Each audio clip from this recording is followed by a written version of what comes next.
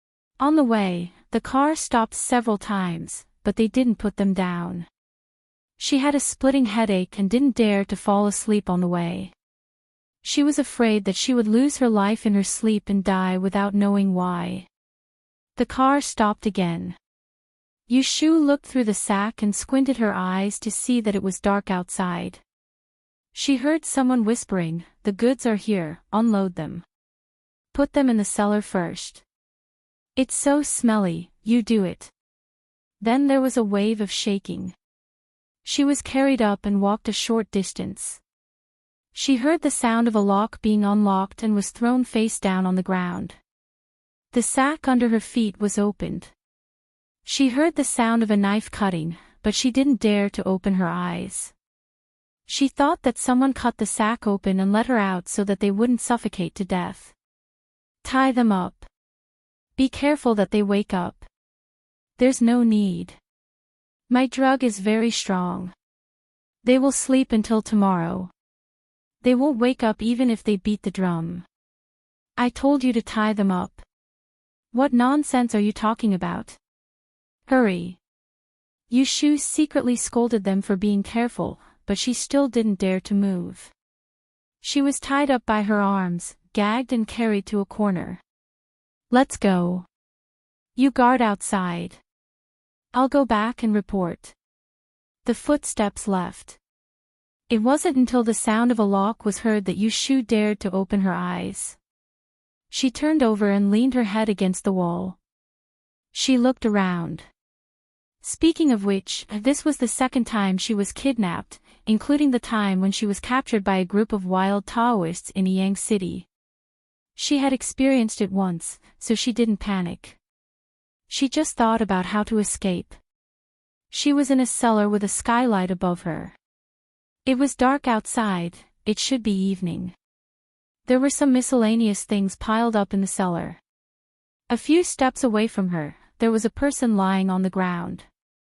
She couldn't see it clearly, but she knew it was Shui Yun. Yushu moved closer to her, stretched out her foot, and kicked her leg. Shui Yun didn't move. Obviously, it was the effect of the knockout drug.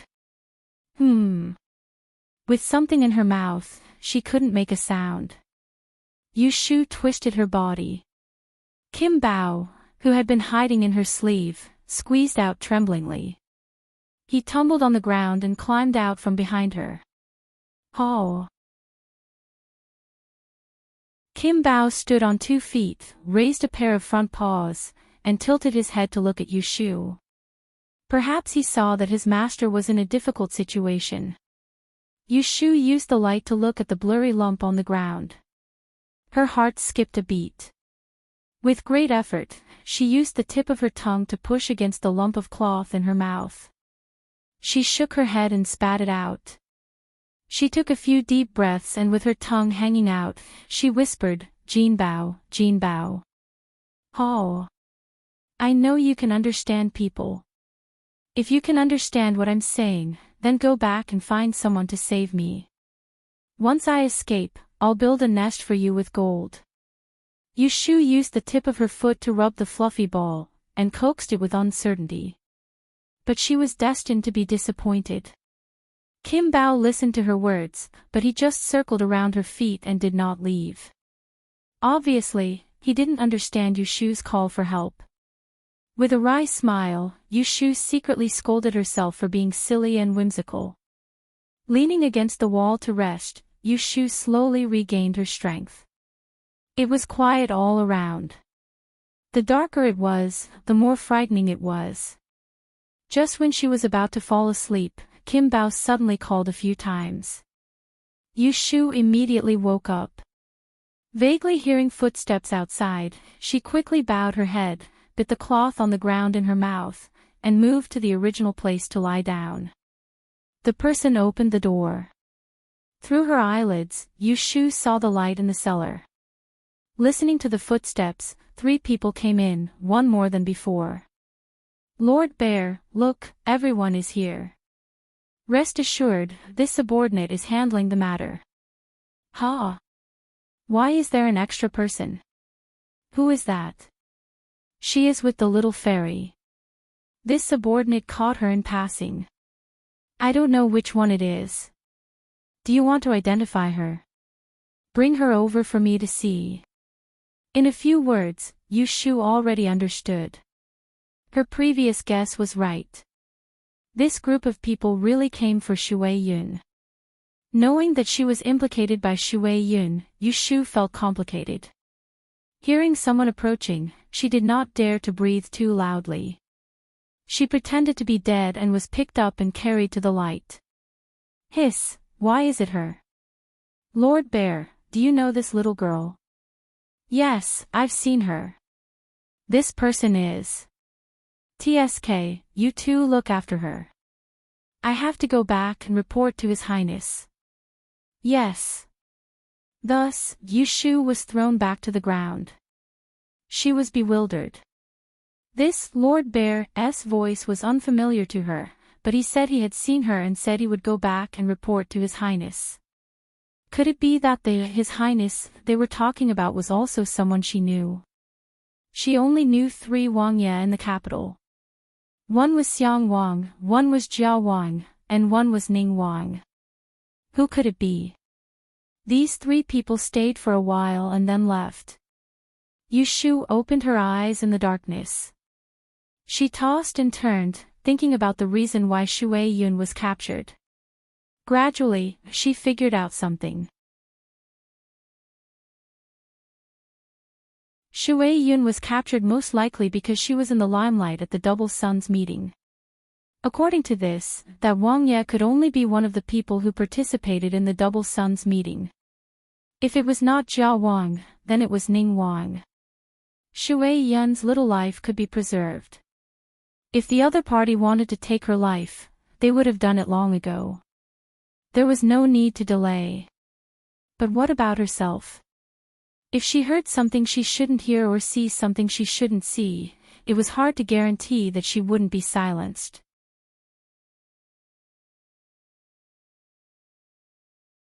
Chapter 348. Yushu didn't wear much when she went out during the day. As soon as night fell, she felt so cold in this airtight cellar that she wanted to shiver. Yushu may have had a dull pain from hitting her head earlier, but she didn't fall asleep. Knowing that there were people guarding outside, she leaned against the wall and didn't dare to move. Instead, she tried to untie the rope behind her, but it became tighter and tighter. She almost strangled her neck, so she had to give up struggling. This night was extremely difficult. Yushu opened her eyes and looked at the small skylight above her head. She saw that the sky was getting darker and darker, and then there was a trace of white light.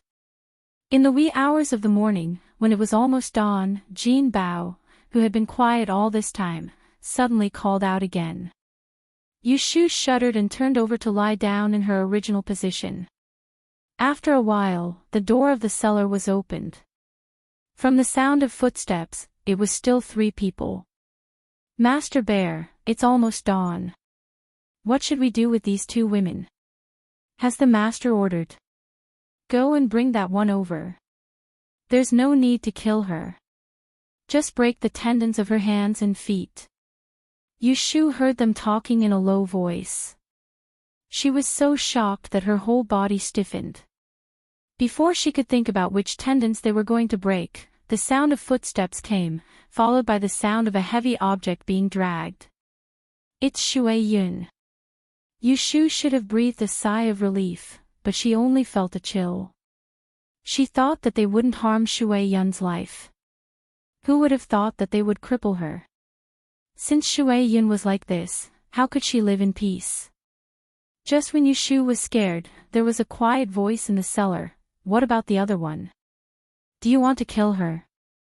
His Highness ordered us to keep this woman alive. When she wakes up, she will go back to report. This saves us a lot of trouble. By the way, the amount of medicine you gave her is enough. There won't be any mistakes, right? It's not good to wake up too early. Don't worry, Master Bear. You see, they are sleeping like dead pigs. This medicine is enough for them to lie in bed until night. That's enough. Do it quickly. Let's get away before the sun rises." As soon as she heard that this group of people wanted to spare her life, Yushu didn't have time to feel lucky. She heard the sound of weapons being unsheathed. She knew that they were going to attack Shui Yun. Her already pale face turned even paler like wax paper. Her heart was in a dilemma. It's not that she didn't want to help, but in the current situation, if she made a sound now. If he tried to stop them, he would most likely be silenced, and Shui Yun might not be able to keep her life. Perhaps there was a sliver of hope that would make these people feel fear, allowing Shui Yun to escape this calamity. But the chances were slim. How could she gamble with her own life for the safety of others? If it was for Xiao Xiu and Zhao Hui, she could protect them with her life. But Shui Yun. She was Jing Chen's junior sister. Because of Jing Chen. As Yushu's heart wavered, she suddenly remembered the divination she had given before. Water disaster, water disaster. Did this water refer to Shui Yun, who had the word water in her name?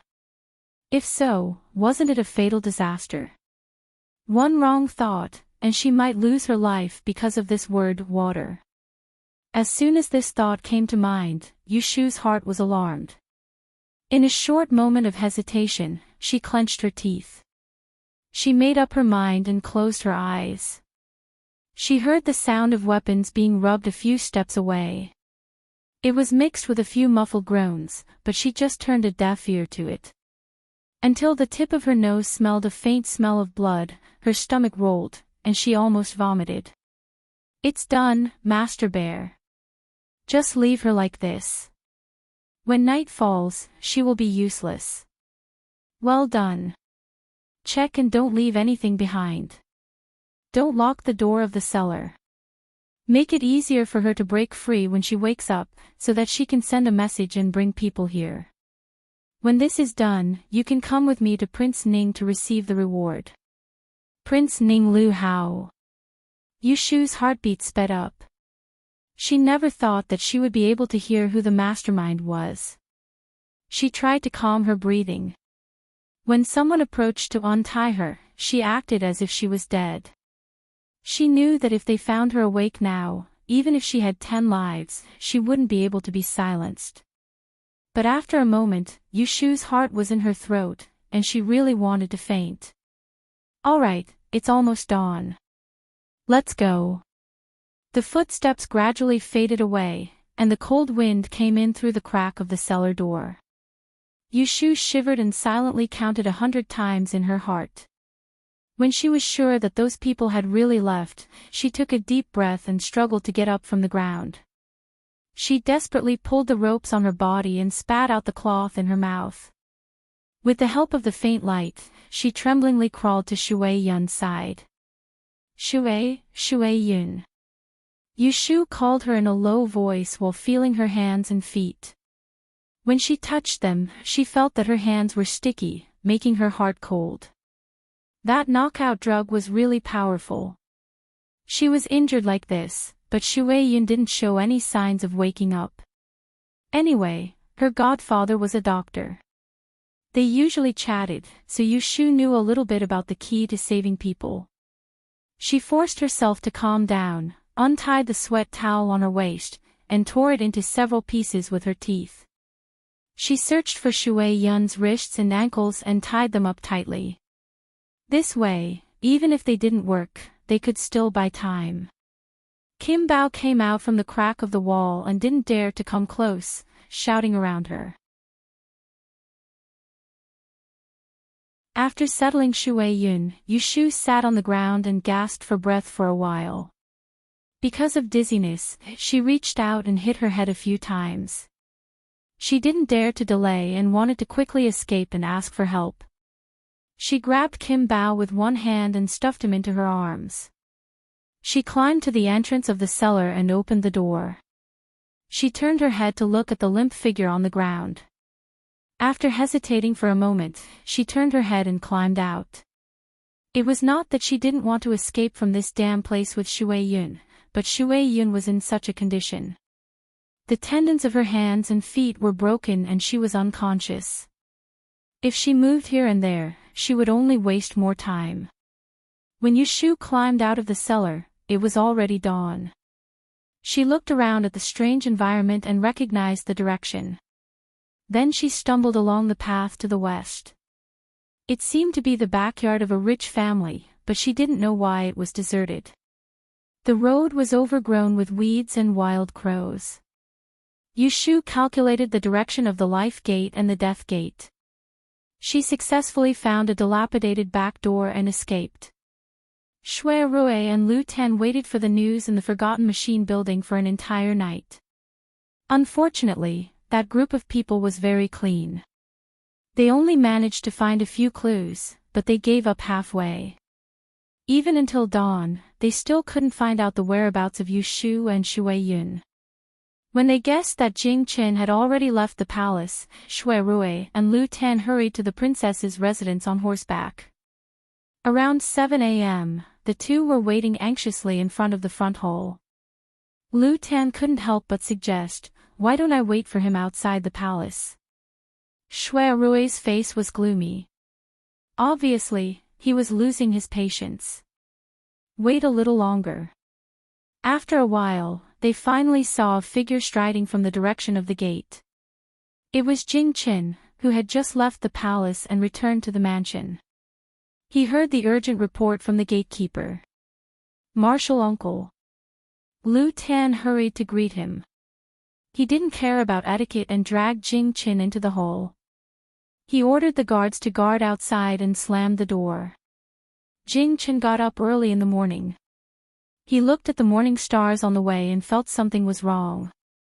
Just now, he vaguely heard that someone was missing at the door. Now, seeing Lu Tan's flustered look, the first thing he thought was that something had happened to Shui Yun. What happened? Where is Shui Yun? Lu Tan had always been mature. At this moment, he couldn't help but show a bitter face. Martial uncle, youngest martial aunt has been taken away. What? Jing Qin was shocked. He pressed on Lu Tan's left shoulder and asked in a low voice, when did this happen? Who took her away? Tell me quickly. Shui Rui stood at the side and didn't interrupt. Lu Tan was ashamed and angry. He said, this is all my fault. Youngest martial aunt went with me to the Twin Sun Society and ruined the limelight of my brothers. They must have been dissatisfied because of this, so someone took advantage of her going out yesterday to take her away. Now we don't know if she is alive or dead. Shu was taken away with her. Shui Rui said with a cold face. It was understandable that Lu Tan didn't care about Yu Shu, but Jing Qin couldn't be indifferent to Yu Shu's danger. He clearly saw how much Yu Shu cared for Jing Qin. Even if he couldn't get what he wanted, he couldn't tolerate others not cherishing this feeling. As expected, Jing Chen's complexion greatly changed. Now that he knew that two important women were in danger, he could no longer maintain his calm demeanor. A cold light flashed in his eyes, and he didn't pursue the matter of Lu Tan telling him a night late. He immediately turned around to leave. Martial uncle, where are you going? I'm going to the palace to report to His Majesty. Since it was His Highness who took action, then let them release her. It wasn't that Jing Qin was very scheming, but he was naturally quick-witted. That was why he could think of the key point so quickly and find a countermeasure. Wait, Shui Rui reached out to stop Jing Qin. He wasn't in a hurry to let him leave. He said, if Daozi intends to enter the palace like this, do you know how to speak in front of His Majesty? If you say the wrong thing, I'm afraid you won't be able to save them, but will harm them instead. This was also the reason why Shui Rui let Lu Tan delay for one night and wait for Jing Qin to return to the Fu this morning before making plans. He already had a candidate in mind regarding who was the mastermind this time. Since he knew the other party's methods, it was hard to guarantee that he wouldn't consider the two women. He was afraid that someone would hear the news and act in desperation, causing their lives to be in vain. He had guessed that the other party had plans to frame them, so he gave them one night's time to make arrangements to maximize the possibility of saving their lives. Jing Qin stopped and turned his head to look at Shui Rui. He frowned and said, then what do you say we should do? Shui Rui looked at the clock on the table not far away and calculated in his heart. He said, it's only past the hour of the morning and the officials have just started court. Today's court session will end in 2 hours. A few of the adult imperial princes are present. Perhaps the mastermind is among them. Daozi has the waist token and can freely enter and exit the front court. I will rush with you to the Hall of Tai Brilliance to meet His Majesty in court and tell the whole story. Does Daozi dare to barge in with me? To barge into the morning court session, one mistake would enrage the imperial countenance. Shui Rui originally didn't want to appear, but when the words came to his mouth, they became companions. Why wouldn't I dare? Someone, prepare the horse. Jing Qin turned and walked away in quick steps. Shui Rui turned his head and exchanged a look with Lu Tan. He said in a low voice, Your Highness, stay here. There's no need to wait for us. If there's any news, send someone to look for them as soon as possible. Don't delay. In front of His Majesty, I will handle it properly. Lu Tan thought that Shui Rui's actions were planned for him. He felt very grateful and nodded his head. He sent them to the door and watched them leave quickly. Not long after they left, on the South Street, in the morning mist, a thin figure was holding on to the top of the wall and hobbling towards the door of the Princess Fu.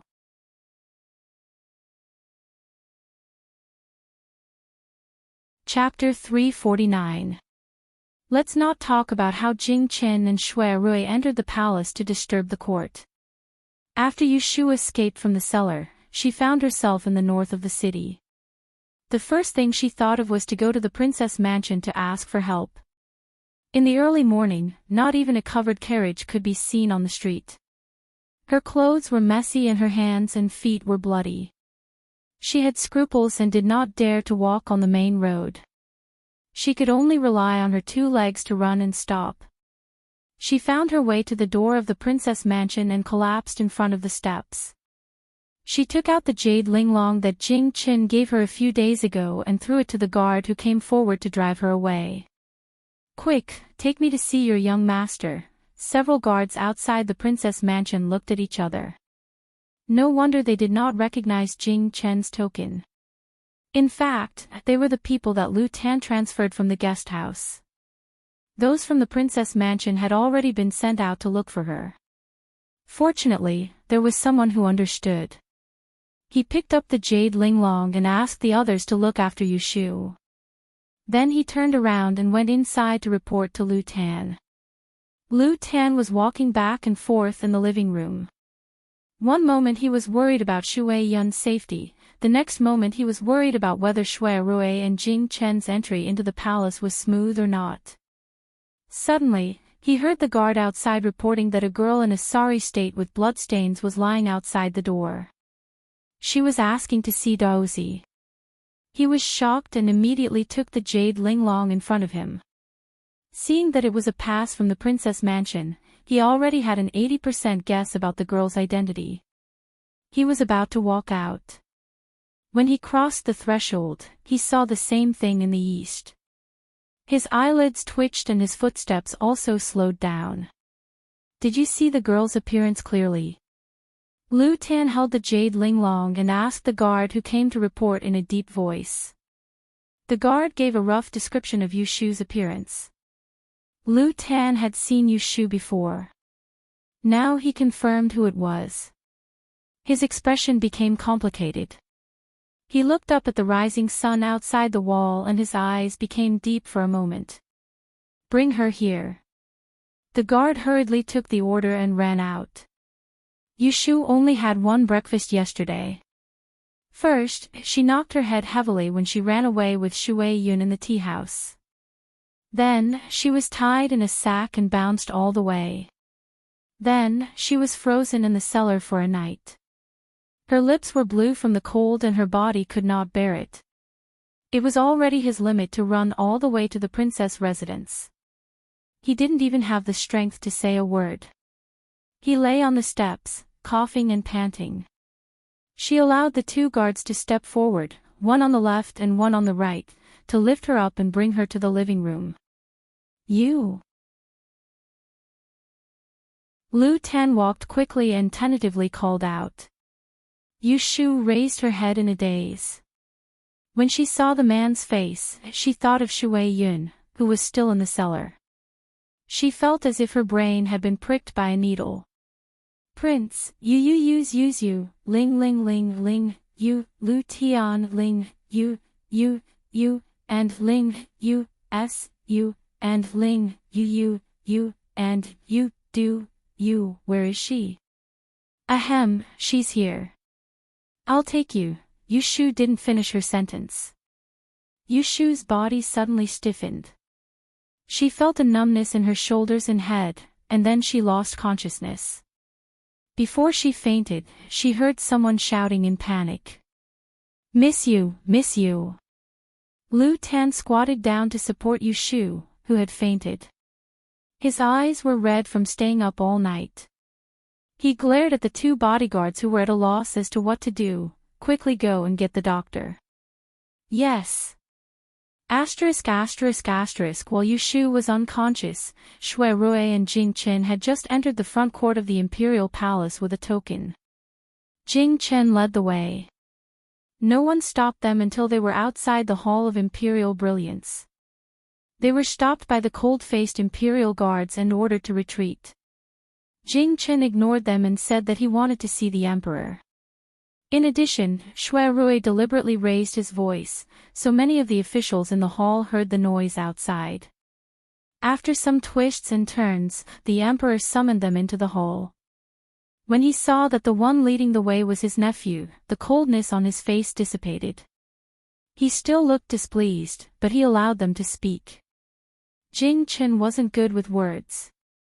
As soon as he opened his mouth, he pointed out that one of the princes had kidnapped Shui Yun yesterday and wanted them to release her.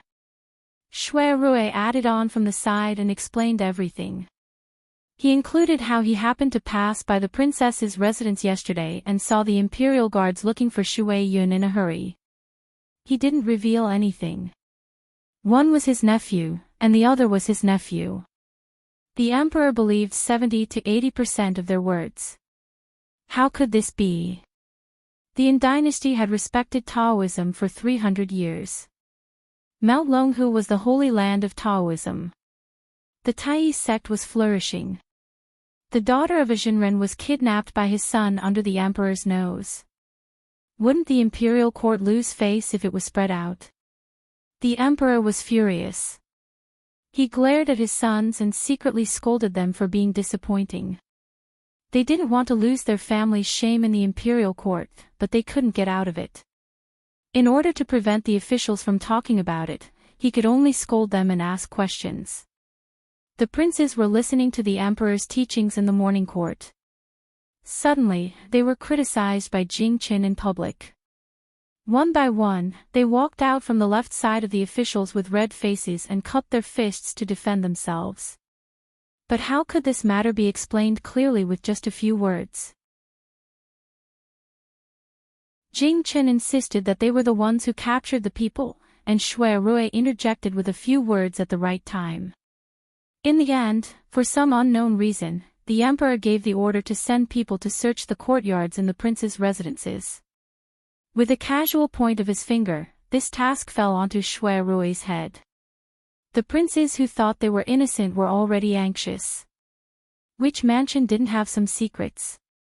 How could they just ask people to search so openly? However, the emperor's words were like gold and jade. The imperial edict had been issued. Who dared to disobey it? Even though the officials in the imperial court wanted to persuade them, they were afraid of getting into trouble. They wanted to say something, but they didn't dare to do so. As a result, the unlucky princes were left in the Hall of Tai Brilliance, waiting for people to come to their courtyards. Lu Haojing was among them. Compared to his other brothers, he was much more indignant and wronged after being suspected by the emperor. However, when his gaze swept past Shui Rui and Jing Chen, a trace of coldness unconsciously flashed past his eyes. He had not expected that these two people would make a ruckus until the morning court session, and it disrupted his original plans. Fortunately, he had already made arrangements. This time, one of them had to be implicated. Shui Rui didn't expect things to go so smoothly. He came without an announcement and intruded into the morning court. He had come with the intention of getting beaten. Who knew that the emperor didn't even scold him? Instead, he said everything and went along with Jing Chen. A trace of suspicion was buried in Shui Rui's heart, but he didn't think too much about it. He glanced at his grandfather, who was standing at the head of the officials, from afar. Seeing that the old man was looking straight ahead and was standing with his head lowered, Shui Rui secretly muttered that he would be reprimanded after this. He knelt down to accept the imperial edict and pulled Jing Chen away. Shui Rui and Jing Chen's trip to the imperial palace took almost 2 hours. By the time they received the imperial edict and returned to the princess's residence, the sun had already risen. Lu Tan was anxiously waiting in the front courtyard. As soon as he saw them return, he didn't have time to ask if their trip had gone smoothly. Instead, he said with a terrible expression on his face, "Miss, you just came back. She's unconscious, so we couldn't ask where Junior Marshal Ant is being held. Where is she now?" Shui Rui and Jing Chen asked in unison. "She's in the back wing." "The doctor is." Jing Chen didn't wait for him to finish speaking. He stuffed the imperial edict into Lu Tan's hands and quickly ran to the back courtyard. Lu Tan held the imperial edict in his hand and lowered his head in a daze. Then, he heard Shui Rui ask in a deep voice, "Your Imperial Highness, did my sworn sister get hurt?" Lu Tan came back to his senses and smiled bitterly. "She didn't get hurt.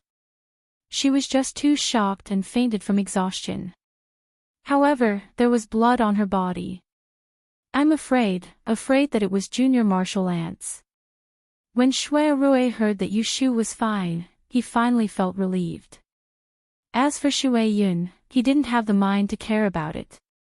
He secretly sighed in relief and looked in the direction of the back courtyard. He didn't follow Jing Chen there. Instead, he thought about something else. His expression changed, and he pressed down on the imperial edict in Lu Tan's hand. In a low voice, he told him what had happened in the morning court. Lu Tan's eyebrows twitched as he listened. In the end, his voice changed in surprise. Imperial Father ordered you to search their residence? Shui Rui nodded. Lu Tan hesitated. It's good if Miss Yu is awake. She can show you the way and save you the trouble of offending people. However, we don't know when she will wake up. If we delay for too long, I'm afraid that Junior Martial Ant will be in trouble. Shui Rui saw that he was in a dilemma. He frowned and opened his mouth to persuade him. However, he suddenly remembered the advice of his grandfather, Shui Lingnan, so he didn't say anything and waited for him to make a decision. Lu Tan saw that Shui Rui didn't want to answer. He hesitated for a moment, gritted his teeth, and pushed the imperial edict forward. A touch of determination appeared between his eyebrows. Thank you, cousin. Shui Rui looked at the young man in front of him who seemed to have grown a few years older overnight. In his memory, there was always a quiet and clingy child beside imperial concubine consort. His vision became blurred. He gently pursed his lips and his eyes flashed. He took the edict in his hand and said softly, I'll arrange it. Your Highness, listen to me. Lu Tan looked at him gratefully.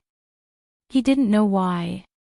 Looking at Shui Rui's back as he left, the previous struggle and regret in his heart disappeared.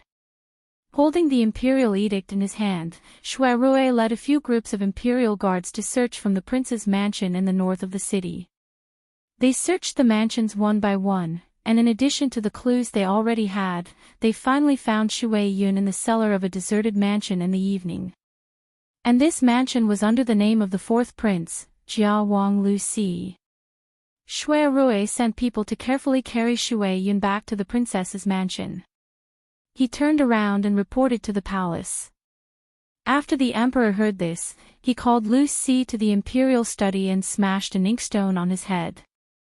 Half of Lu Si's face was swollen. He was panic-stricken and didn't know what to do. He knelt down and cried out that he was wronged, but he was powerless to clear his name. In a rage, the emperor stripped him of his title and demoted him to a third-class duke. He ordered him to pack up and go to the Qianzhou in the south to reflect. At this point, the princes who had stood in the Hall of Tai Brilliance for a whole day were allowed to leave the palace and return to their mansions.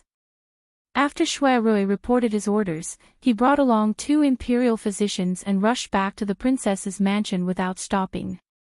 He followed the servants to the wing room in the backyard to treat Shui Yun. On the way there, he inquired about Shui Yun and found out that Yushu was still unconscious. Yushu and Shui Yun were arranged to live in the same courtyard. There were 2 doors on the east and the west. At a glance, Shui Rui knew that the person lying in the room Lu Tan was guarding outside the door was Shui Yun. He glanced at the deserted room outside the door and hesitated for a moment.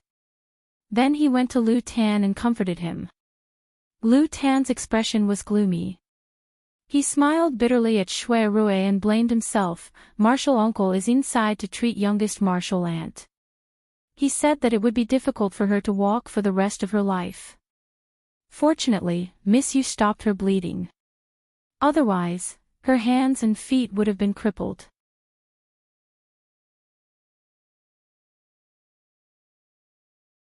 Chapter 350. When the moon was in the middle of the sky, Yushu woke up. She groaned and opened her eyes to see the dim yellow gauze curtain above her head. There was an unfamiliar fragrance in the quilt on her body, which made her realize that this was not her bedroom. Cough cough. There was phlegm in her throat, so she couldn't help but cough. She wanted to sit up, but she vaguely heard a man's low voice outside the room. Then the door was pushed open, and a man ran to her and hung up the bed curtain. With the candlelight in the room, Yushu saw a young face. Yundo. In a daze, Yushu looked at her maidservant who shouldn't be here. She stretched out her hand for the maidservant to support her and put a pillow behind her back. Miss, you're awake. I'll pour you some water. Yundo's eyes were red. She tucked Yushu in the quilt and hurriedly picked up the soup and tea that was simmering on the stove. She held the cup and fed it to Yushu's mouth. Yushu felt that her mouth was dry, so she took a small sip and took a breath. She felt a slight pain in her head. Her eyes were dull for a while, and she said, "Where is this?" "Miss, we are in the princess mansion." Yundo answered carefully. The princess mansion.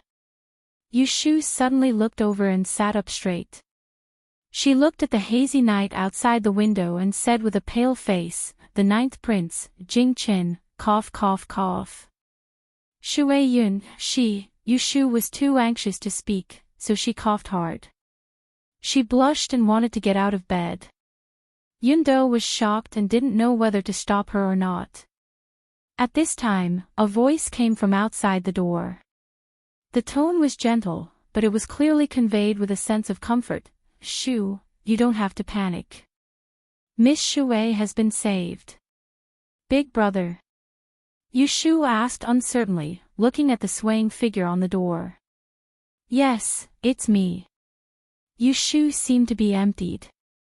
She lay back down, panting, and closed her eyes. He asked softly, "How is she?" Standing behind the door, Shui Rui can almost imagine Yushu's hesitation at the moment. After a moment of hesitation, he avoided the topic and dwelled on the trivial. "There are Daozi and imperial physicians taking care of Miss Shui, so you don't need to worry about her. You should take care of yourself first. Lie down for a while, I'll call the doctor over." There was no sound in the room. Shui Rui paused for a moment. As he had been standing there for too long, his legs were a little numb. He had to take a few slow steps before his qi and blood flowed smoothly. Yundo stood at the head of the bed and timidly looked at Yushu's sallow complexion. She timidly said, "Miss went out yesterday and didn't come back." Master and Madam were worried. "It was Mr. Shui who sent a letter last night. I hid it from Furin and told Master that you lost your footing and fell into the river. Today, I brought this servant over to take care of you." Master originally wanted to follow, but he was persuaded by Mr. Shui. Yushu was not surprised that Shui Rui would come forward to help her lie. After all, the matter of her and Shui Yun being taken away had a lot of implications. How could it be spread around? Moreover, from Shui Rui's tone, Shui Yun's situation didn't seem to be good. Yushu pressed her throbbing forehead. There was something hidden in her heart, but she didn't know who to tell or bury it in her heart. Not long after Shui Rui left, he came back with an old doctor. There were 2 imperial physicians in the princess mansion now, but they didn't dare to leave Shui Yun's side. Moreover, they came from the palace, so they didn't know how many eyes and ears there were. Shui Rui was careful and didn't want Yushu to be exposed. So, he would rather the imperial physicians be busy. This old physician was invited over by Shui Rui from the inner courtyard of the minister's estate. Normally, he would treat the young masters and young ladies of the Shui residence to treat their headaches and fevers. He didn't have any false title, and his medical skills were pretty good. When they were not in their own house, men and women should observe etiquette. Yundo had been taught by Zhao Hui, so before anyone came in, she covered Yushu's body with the quilt inside and outside, only revealing a thin wrist. She put down the gauze curtain, and her face could be seen clearly. Shui Rui was worried, so he followed them into the room. He stood by the side of the screen and waited for the old doctor to make his diagnosis. During this period of time, his gaze fell onto the corner of the bed. When he saw the two deep bruises on Yushu's skinny forearm that had distinct muscles and bones, his expression turned ugly. Even the sympathy he felt for Miss Shui, who was heavily injured and unconscious in the other room, had lessened. In his view, this time, Yushu really suffered an undeserved disaster and was implicated by others. If it wasn't for Shui Yun running to find her, she wouldn't have encountered such a disaster. Yushu absent-mindedly replied a few words to the doctor, asking where she felt unwell. She only said that she had a headache. The old doctor didn't mind. After observing her pulse, he and Shui Rui went outside to talk. Eldest young master, this young lady's pulse is restless. Her liver is not strong enough, and she has signs of exhaustion. The prescription should be to calm the nerves, and also to stimulate fluid and moisten the lungs. After a few days of rest and sweating, she will be fine. The old doctor was old, and his prescriptions were more reliable. If it wasn't a serious illness, there would usually be 2 or 3 prescriptions. After Shui Rui asked for a clear answer, he ordered someone to send him back to the residence, and then arranged for someone to get the medicine. When he returned to the room, he saw Yushu's servant girl carrying a bowl of porridge out and bowing to him in an awkward manner. Shui Rui saw that there was still less than half of the porridge left in the bowl. He slightly frowned and waved his hand for her to send it down. He walked to the bedroom and stood outside for a while. Listening to the coughing inside, he turned and retreated to the chair in the central room and sat down. Even if he had something to ask Yushu, he didn't want to do it at this time. He would wait until she felt better tomorrow. After a night of silence, Yushu thought that she wouldn't be able to sleep. Who would have thought that after drinking the medicine in the middle of the night, when she woke up again, it was already bright outside. Yundo slept on the short bed under the window. When she heard Yushu coughing, she immediately got up and put on her clothes. At Yushu's request, she poured the warm water on the stove, wiped her face, and washed her hands and feet before going out to get breakfast. Yushu hugged the quilt and lay on her side. She stared at the wisteria incense burner on the tea table not far away. She heard someone outside the door asking, "Shu, are you awake?" It was Shui Rui. Why didn't he go back last night? Yushu was puzzled. Half a beat later, she answered, "Yes, I'm awake." She couldn't see Shui Rui's slightly haggard appearance outside the door. She only heard his refreshing voice, "Are you better? I heard that you are still coughing. After breakfast, drink the medicine." Yushu hesitated and said, "I'm much better." "What about Miss Shui?" This was the second time that Yushu asked about Shui Yun when she woke up in the middle of the night. Shui Rui thought that even if he hid it from her, she would know sooner or later. So, he tactfully told her about Shui Yun's situation. She injured the vital parts of her hands and feet. Daozi and the imperial doctors tried their best to save her limbs. Finally, they saved her limbs and she will recover in the future. I'm afraid it will be difficult for her to walk again. Yushu's lungs were blocked. When she heard him say this, her face quickly turned blue. She didn't blame herself at all. That was impossible. She vaguely remembered that yesterday morning, she ran out of the cellar and rushed to the princess mansion to ask for help. When she saw Lu Tan, she wanted to lead the way back to save her. Who knew that she didn't live up to her expectations and fainted until the night? Although she didn't know how Shui Yun was rescued. But it was obvious that they were late. It was hard for Yushu not to guess that Shui Yun's treatment was delayed because of this, which resulted in her crippled legs. She had no enmity with Shui Yun in the past. Not counting the quarrel in the tea house, there was no grudge at all. Seeing such a young and intelligent girl end up like this, she couldn't help but feel pity.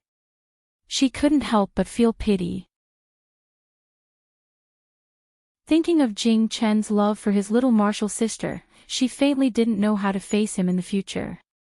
Shu, Shu. Shui Rui called Yu Shu a few times outside the door. She came back to her senses. While thinking, she asked, "How did you find Miss Shui?" Shui Rui knew that she would ask, so he didn't hide it. "After you were drugged and taken away in the tea house, His Highness Zhou and I looked around. We guessed that someone was targeting Miss Shui. So, the next morning, Dozy came back from the palace and went to the palace to ask the emperor to make a decision. The emperor ordered us to take people to search the prince's mansions. Finally, we found Miss Shui in King Jia's guest house." King Jia. Yu Shu was bewildered. At that time, she clearly heard that group of people say that their master was Lu Hao of Ningguang. Could it be that there was something fishy about this? So, King Jia sent people to capture us. And Shui Rui's voice came from the other side of the door, slightly flat. They did investigate King Jia. In a rage, the emperor removed the title of the fourth prince and banished him from the capital to reflect. No, it wasn't King Jia.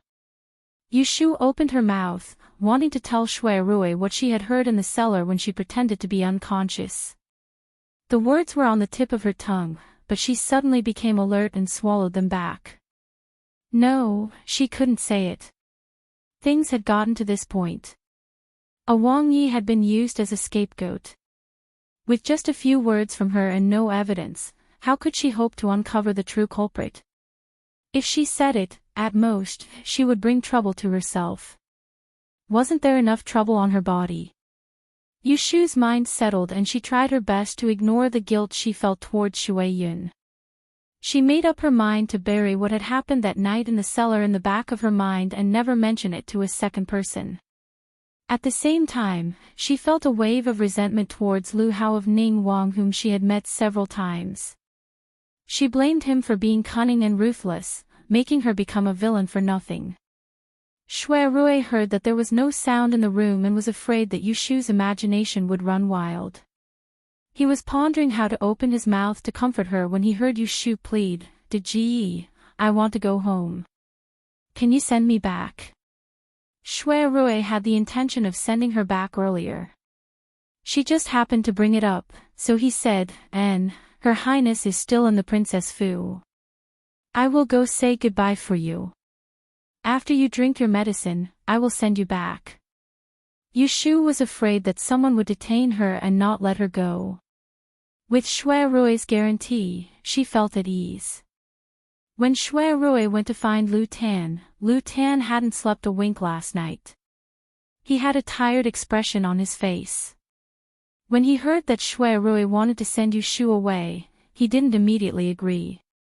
Instead, he said, "There's no harm in keeping Miss Yu here for another half a day. I still have something to ask her." Since Shui Rui had opened his mouth, he didn't have the slightest intention of keeping her, so he said, "I've already asked." She was the same as Miss Shui. She was drugged and taken away. She didn't know anything. She only woke up a little earlier, so she ran back to ask for help. "I won't be able to get anything out of her." Shui Rui deliberately hid the fact that Yu Shu wasn't drugged from everyone else. It was because he didn't want others to target her. He didn't intend to explain it even to Lu Tan. Lu Tan didn't doubt Shui Rui's words. He thought that Yu Shu, a woman, wouldn't be of much use, so he nodded and agreed to let him take his people away.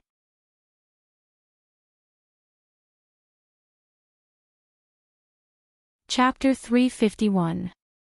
After Yu Shu returned home, she lay in bed for 2 days. During this period, Shui Rui and Jing Chen sent people to greet her and brought many high-quality medicinal materials, but they didn't show up in person. Zhao Hui thought that Yu Shu fell into the water, and her face turned pale with fear. He Fengji diagnosed that there was something wrong with her symptoms, but he didn't expose her. He read the prescription given by the old doctor of the Shui mansion, so he added 2 more ingredients and made her drink 3 bowls a day. He watched Yu Shu drink the medicine.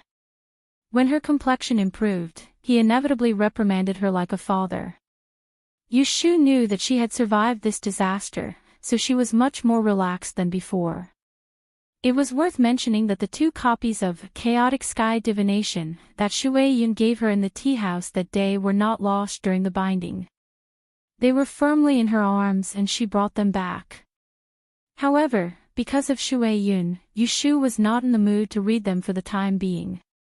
She put them in the cabinet and locked them up, waiting to see Jing-chin. Kim Bao made another contribution this time. Although Yushu couldn't fulfill her promise to make a golden nest for it, she released the golden abacus given by Pei Jing for it to play with. The cut on Yu Xiaoxiu's head just healed a few days ago. He was supposed to go back to school, but Yushu happened to have an accident, so he refused to go to school. With Xiao Hui's consent, he stayed at home. During the day, he went to Yushu's room to read and write, leaving Bai Ran, who had been playing well recently, to the side. After all, there was no one dearest to him than this sister. Yushu's body was tough, and within a few days, her illness was gone. Only her head would hurt from time to time. Fengji found a fist-sized lump on the back of her head, and with a straight face, she placed a needle on her head. She didn't say anything else. The next day, Xiao Hui asked Yundo to put a thick gray rabbit fur hat on her head. She wasn't allowed to take it off at any other time except when she was sleeping. She wasn't even allowed to tie her hair up. Yushu felt guilty and didn't dare to ask more. She just wore the funny 4-cornered hat and let her hair down. However, Fengji, the ancient brain expert, was there. She was very relieved. On the 5th day after the accident, Yushu finally saw Jing-chin. In the reception hall, Yushu looked at Jing-chin, who was sitting across from her, with complicated emotions. It was not difficult to see that he looked tired, and it was unknown how many days he had not slept well. "Are you feeling better?" Jing-chin looked at Yushu. Although his eyes were as caring as before, there was a lack of intimacy in them. Unknowingly, there was a lack of intimacy in them. Yushu smiled bitterly in her heart. It was hard for him to still remember her at this time. She said, "I'm fine." "How is your junior sister now?" If it was possible, Yushu didn't want to mention Shuei-yun in front of Jing-chin. But between the two of them, it seemed that they couldn't avoid this topic. It was better for her to mention it openly so that it would be less awkward. Jing-chen's face darkened. He shook his head and said, "Shuei-yun couldn't escape this disaster. Her legs were crippled." Yushu was silent for a moment. She felt a little reluctant to say it. She was a sentimental person. She couldn't be more honest with Jing-chin, who was her best friend. She was too pitiful. "Actually, Miss Shui's situation is all my fault. It was a delay. That day when I went to the princess mansion to ask for help, if I could have held on for a quarter of an hour and brought people to find her earlier, maybe you could have saved her in time. She wouldn't have been crippled. I'm sorry." Yushu's apology came out. The breath that had been stuck in his lungs for many days. Finally, she vomited it all out. She thought that Shuei-yun's danger had nothing to do with her. But the fact was that she had escaped unscathed, while Shuei-yun had become a cripple. No matter what, this couldn't be justified. Even she couldn't help blaming herself, let alone others. To Yushu's relief, Jing-chin didn't show any resentment after listening to her apology. Instead, he said very sensibly, "It's not your fault. Shuei-yun should have had this disaster. People who practice Taoism have a strong moral nature. They won't lose their will because of this. Shuei-yun is fine." But she felt sorry for implicating you and her. "Yesterday, when she woke up, she asked me about you and asked me to apologize to you on her behalf." Hearing that Shuei-yun experienced such a disaster and could get over it so quickly, Yushu was both surprised and impressed. She said, "If it's convenient, can I go to the princess mansion to visit her tomorrow?" Who knew that Jing-chin also had the same idea? It's just right. Shui Yun also wants to see you, so she asked me to invite you. Yu Shu's eyes flickered. She thought that Shui Yun must have thought that she would mind her aggressiveness in the tea house that day, so she asked Jing Chen to come in person. It seemed that Jing Chen didn't know what they talked about in the tea house that day. Nodding, Yu Shu also didn't intend to tell Jing Chen about the conversation that day. Instead, she told him another thing. A few days ago, Miss Shui sent me the astrolabe you mentioned, as well as the 2 copies of Astrolabe Divination that you copied. Jing Chen said, you can take a look at the copy first. It's best to memorize it from the beginning. As for the astrolabe, I'll have time to teach you how to recognize it after this period of time when Shui Yun's injury gets better. All right. Yu Shu comforted him in a gentle voice. Miss Shui has no relatives in Anling City. You are the only senior brother she can trust. Even if she is sad and depressed, she can only talk to you. You should accompany her more these days so that you can enlighten her at any time. I'll visit her tomorrow morning. I have nothing else to do here. You can go back first. Yu Shu tactfully asked him to leave. Regardless of whether Jing Chen had anything else to say, she got up to send him off. And because Jing Chen was concerned about Shui Yun's situation, he didn't notice that Yu Shu was more or less alienated. Oh, right. Yu Shu sent him to the door. Then she remembered and said, I don't need the treasures you lent me last time. You can take them back. Jing Chen said, you keep them.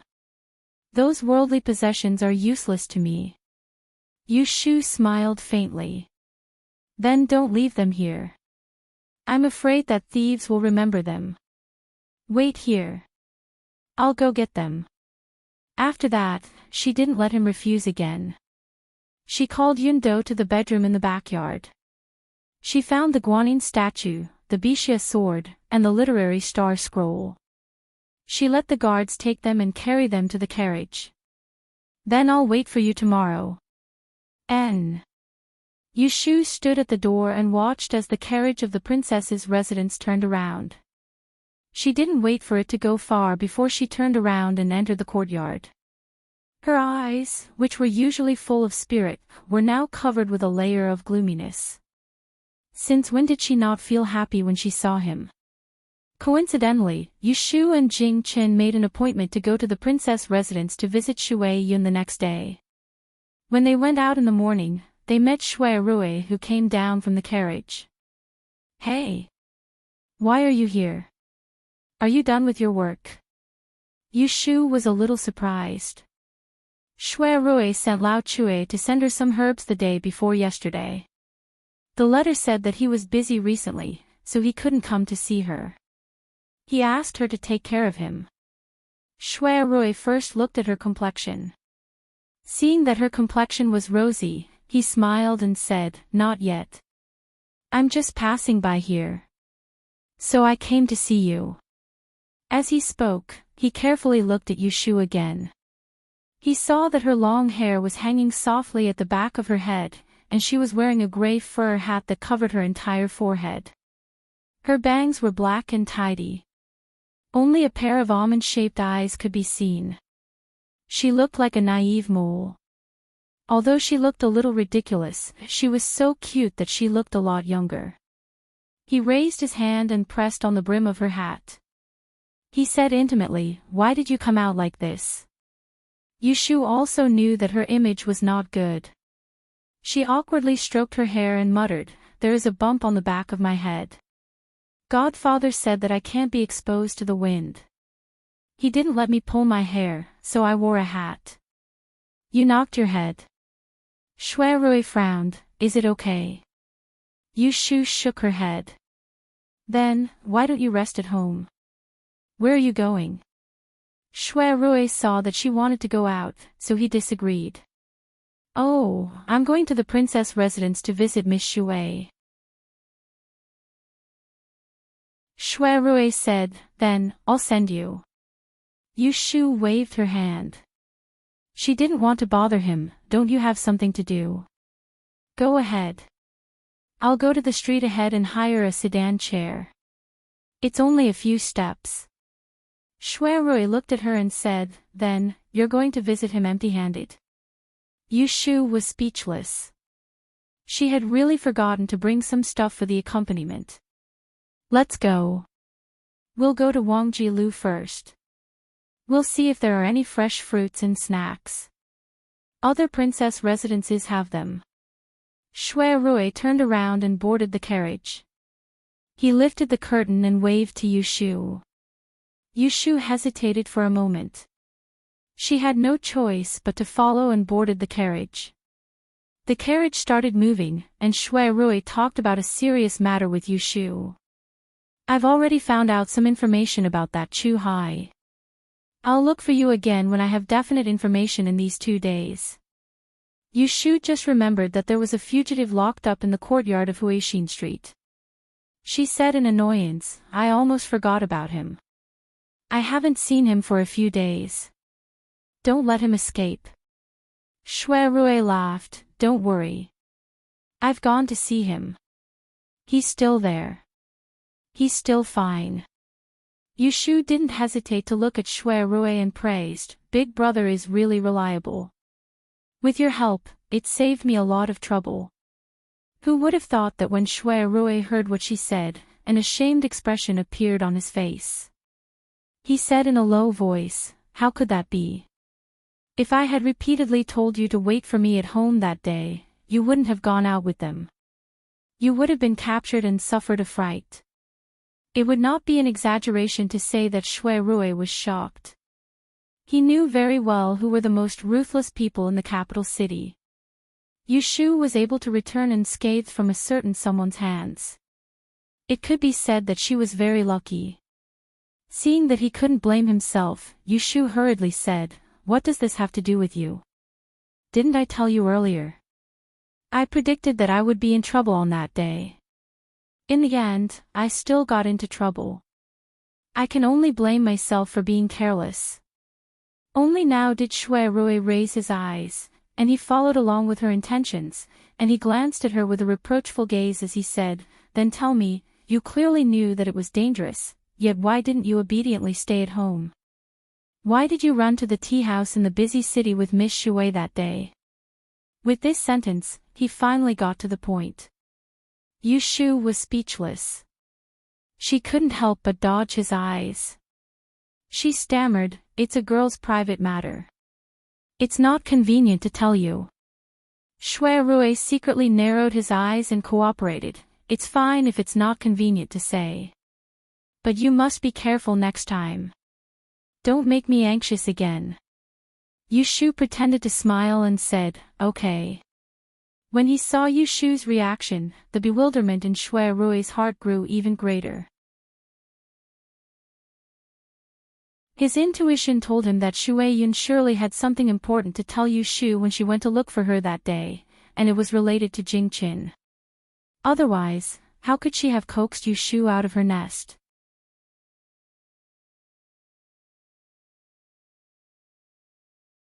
Chapter 352. Shui sent Yushu to the princess residence after wrapping a few drawers of exquisite flowers in Wangji Tower. There were already servants waiting at the door. Shui sat in the carriage and did not get out. He only let Lao Chui leave after he saw Yushu being led into the door. After visiting the princess's mansion again, Yushu was no longer in the mood to covet the row of royal court wood planted horizontally in the front yard. She followed the servants through the garden corridor and came to an independent hexagonal embroidery building in the backyard. There was a pair of graceful maids standing at the door. The one on the left bowed to Yushu and said, "You must be Miss Yu. Please come in with me. Young master is waiting upstairs." Yushu nodded and followed them through two purple cloud cabinets. This embroidery building was decorated very elegantly. Obviously, it was specially built for a beautiful woman. She guessed that it was the favorite residence of the late Princess Royal Liue. Even the calligraphy on the wall had an ancient charm. It was a pity that Yushu didn't know how to appraise, so she passed by without paying much attention. "Young master, Miss Yu is here." On the second floor, the maid stopped at the door of the bedroom to report. Hearing the response from inside, she rolled up the curtain and invited Yushu to come in. When Yushu came in, Jing Chen had just fed Shui Yun medicine. He turned around with a porcelain bowl in his hand, revealing a pale girl lying on the bed. Her red and swollen eyelids were slightly closed, and she seemed to be asleep. Yushu stood at the door and hesitated. She was afraid of waking up Shui Yun. "Come in, she is not asleep." Jing Chen saw Yushu and signaled her to come in. "Okay." In the end, Yushu still walked in and stopped 4 or 5 steps away from the foot of the bed. As soon as she stopped, Shui Yun opened her eyelids without warning and met Yushu's eyes. She blinked and revealed a weak smile. "You're here." Yushu felt strange seeing her like this. Yesterday, she heard from Jing Chen that Shui Yun was not worried. She thought that this little girl was pretending to be strong. Now that he saw her, she didn't seem to be complaining at all. In her previous life, she took care of Yulei, whose legs were paralyzed. She had seen her younger brother's depressed and suicidal side. How could she be like Shui Yun, who calmed down in just a few days? "Senior Marshal brother. I'm in better spirits today. It's rare for Miss Yu to visit me, so I want to talk to her. You've been busy since morning and haven't had breakfast yet. You should go now." Shui Yun gently sent Jing Chen away. Yushu understood that she had something to say to her in private, so she said to Jing Chen, "I will accompany you here. You should go and eat something."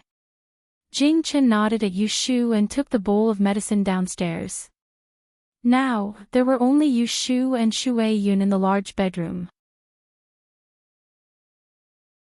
The door was separated by a screen, so the maidservants guarding outside the door couldn't hear their conversation unless they pressed their ears against the door.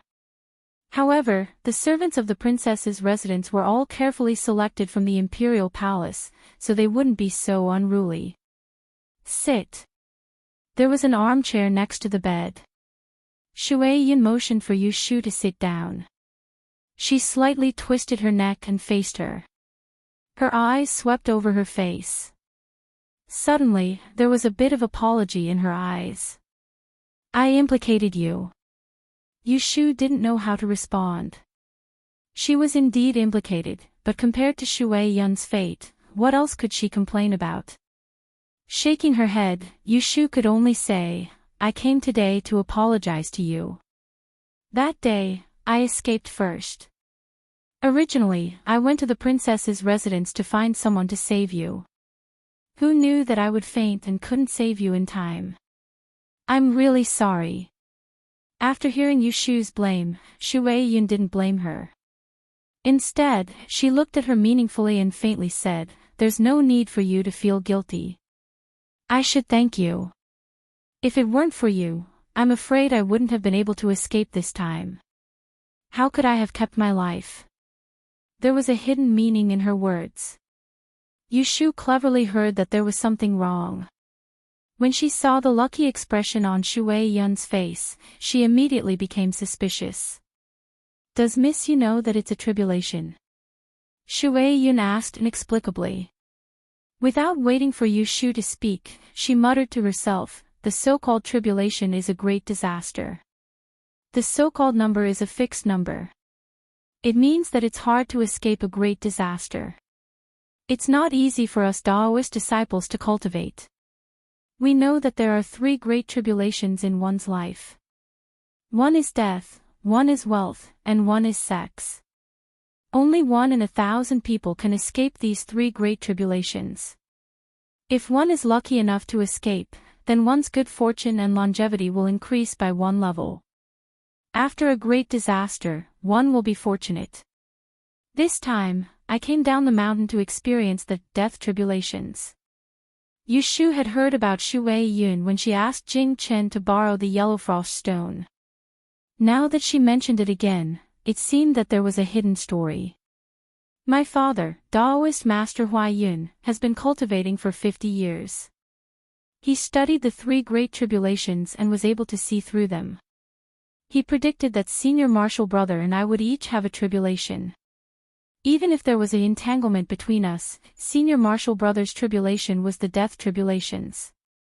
A few months ago, my father asked me to go down the mountain to find senior martial brother in order to break our tribulations.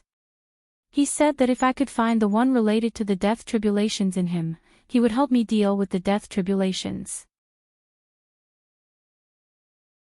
Speaking of this, Shui Yun looked at Yu Shu meaningfully. I observed senior martial brother, and it wasn't difficult to find that he had a different opinion of you. I guessed that you were the key. So a few days ago, I felt that my great tribulation was coming, so I avoided senior martial brother and avoided getting involved with you. Sure enough, with a little trick, I transferred 3 parts of the tribulation to you. Only then did I save my life and escape one of the 3 tribulations. I, Shui Yun, would like to thank you. Shui Yun explained without hesitation. Yu Shu was suddenly enlightened. She knew that it wasn't an accident that she became a fish in the pond under the burning city gate. She had been plotted against long ago and was dragged out to be a scapegoat. This time, Yu Shu could no longer maintain her composure. She stared at Shui Yun with a cold gaze and said, "Dare I ask, Miss Shui, when you transferred your fate to me, did you ever think about what kind of fatal disaster you would bring upon me?" It turned out that her guess was right. The fatal disaster was caused by the word Shui in front of her. Fortunately, she didn't stand up for Shui Yun at that time. Otherwise, she wouldn't even know how she died. In the face of Yu Shu's accusation, Shui Yun's expression didn't change. She looked at Yu Shu calmly and said, "Don't be angry. I told you the truth. I didn't want to make you angry. Otherwise, I wouldn't have asked senior martial brother to invite you here. Today, I'm trying to remedy it and show you a bright path." A bright path. Yu Shu smiled coldly. She wasn't in a hurry to turn hostile. She wanted to see what other tricks Shui Yun had up her sleeve. "Tell me, what bright path can you show me? I'm currently bedridden and can no longer accompany martial nephew Zhongyun to the Double Sun gathering." "Go in my place," Shui Yun said. "Go in her place to attend the Double Sun gathering." When this thought appeared in Yu Shu's mind, her expression changed again. She narrowed her eyes and said, "You're afraid that I'll suffer one after another, so you want to add another one to my list?" Yu Shu more or less knew why Shui Yun had been arrested this time. It was because of the battle between the princes. Now, because of Shui Yun, Prince Jia had been demoted, and the mansions of several princes had been searched. Under such circumstances, wasn't it asking her to accompany Lu Tan to participate in the Double Sun's gathering? Wasn't this asking her to be a target for people to poke at? Yu Shu was so angry that she almost laughed. She straightened her back and glared fiercely at Shui Yun.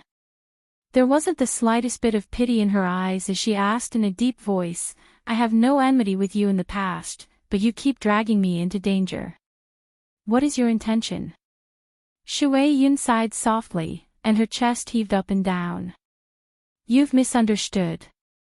I have no selfish motives in asking you to go to the Double Sun gathering.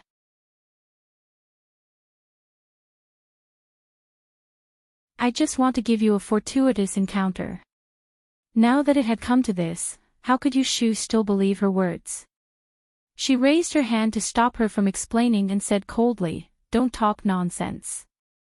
Forgive me for not daring to accept young lady Shui's gift. I came here today because I want to ask you something." "Go ahead. I'll tell you everything I know." Yu Shu said solemnly, "How many of the things you told me in the tea house about the secrets of Jing Chen's past were true?" Shui Yun was silent for a moment, and then she said faintly, "3 pure ones. If there's even half a word of falsehood, then let me suffer another calamity." Yu Shu frowned and stared at her for a while. She then stood up and said, "If that's the case, then I'll take my leave. Take care." With that, she clenched her fists and turned to walk out of the room filled with the strange smell of medicine. Yushu walked down the stairs with a heavy heart and saw Jing Qin, who had just returned from breakfast. "Xiaoyu, are you leaving just like that?" Yushu looked at the completely ignorant Jing Qin. She really wanted to tell him the truth about Shui Yun's scheme to deal with her tribulation, but what could she do even if she told him? Jing Qin couldn't drag her crippled junior sister out of bed to vent her anger on her behalf, right? She could see that the reason why Shui Yun dared to tell her the truth so openly was because she had no fear. She was sure that she would not say anything in front of Jing Qin. Because it would be useless even if she said anything. "Okay, I'm leaving. Then I'll see you off." Yushu suddenly felt tired. She hastily said a few words to Jing Qin and thanked him for seeing her off. She then left alone. Jing Qin went up to the second floor and returned to Shui Yun's side. He poured a cup of tea and fed it to her before asking, "What did you and Xiaoyu talk about just now?" She seemed to be in a hurry. Something didn't seem right. Shui Yun was helped to lie down by Jing Qin. She replied calmly, "I said it was a girl's business. Why did you still ask?" Jing Qin opened his mouth, but he saw that Shui Yun had closed her eyes tiredly. In the end, he did not ask further. Instead, he carefully covered her with the quilt and sat back on the chair beside the bed. He picked up the ancient book on the coffee table and flipped through it while watching her sleep. Yushu still felt angry until she walked out of the door of the princess's residence. She had been calculating and calculating, but in the end, she had suffered such a big loss. She could not find anyone to settle the score with. She had nowhere to vent her anger towards Shui Yun, so Yushu was also dissatisfied with Jing Qin. She turned her head and glared at the door of the princess's residence before leaving angrily.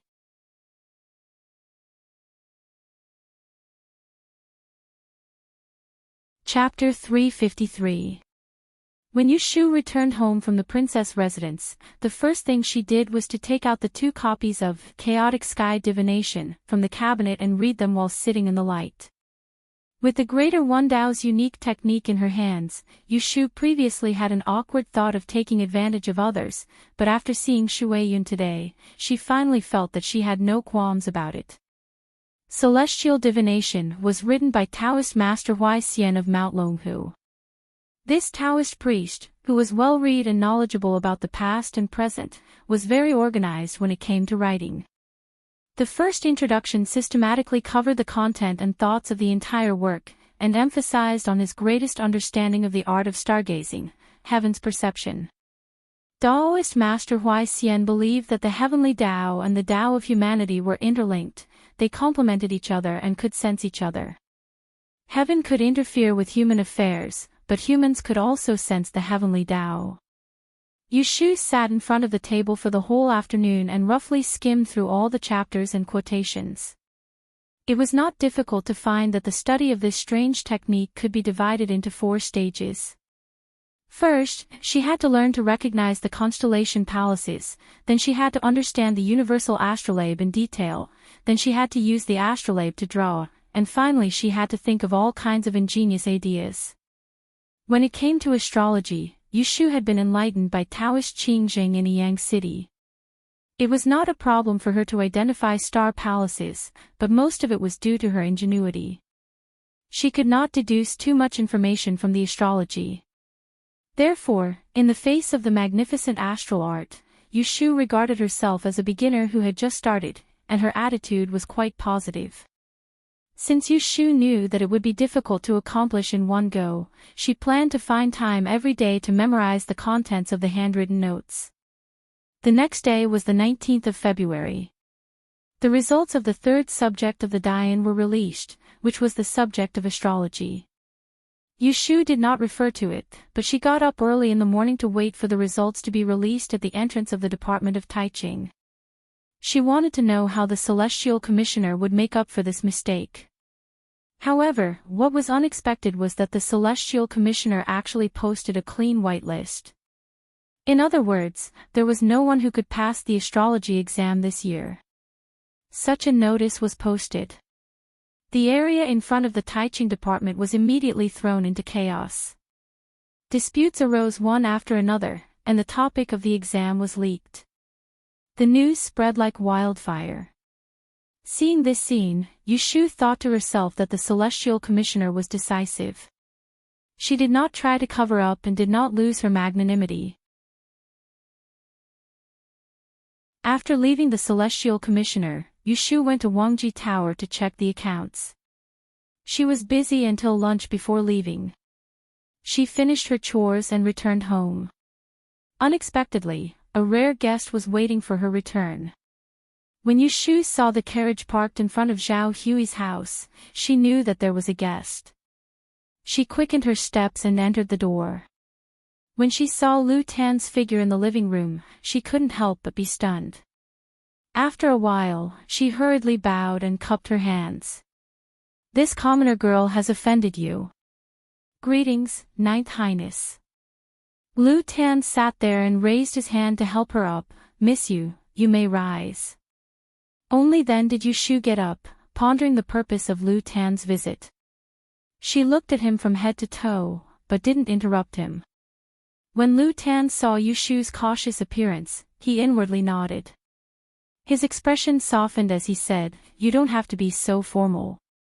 Sit." Yushu nodded and picked a chair not far from him. She had just sat down when Lu Tan's next words made her jump up again.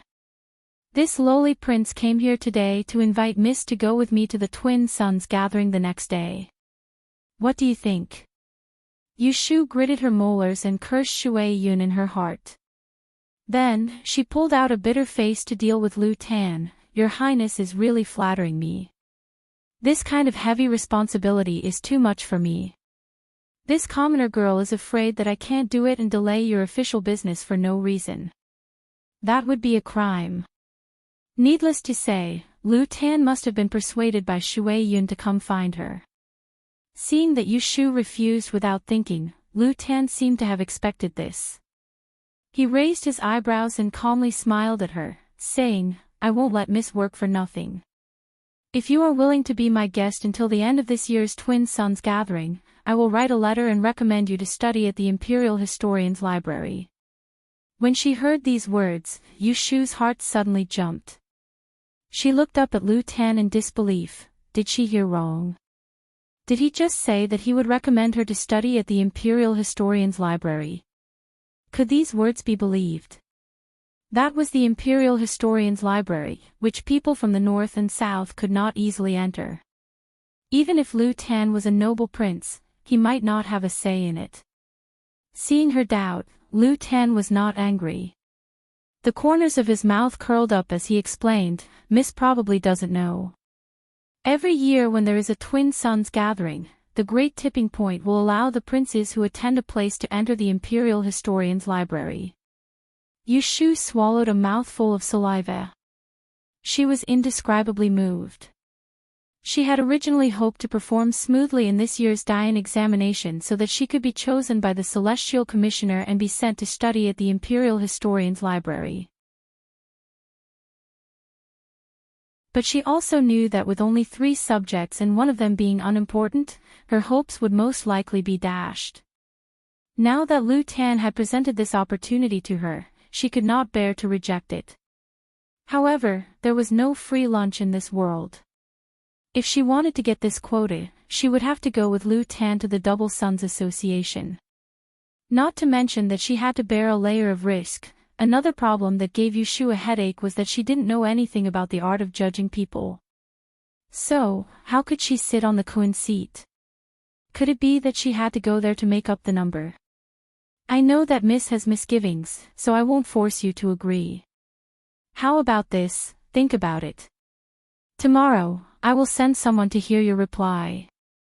Lu Tan still remembered that the relationship between Shui Rui and Yushu wasn't shallow, so he didn't seize the opportunity to bully her, nor did he put on a forceful attitude.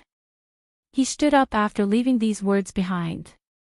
"Many thanks, Your Highness. This commoner will see you off."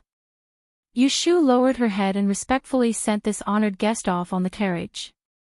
Then she stood at the gate with a conflicted expression, eating the wind.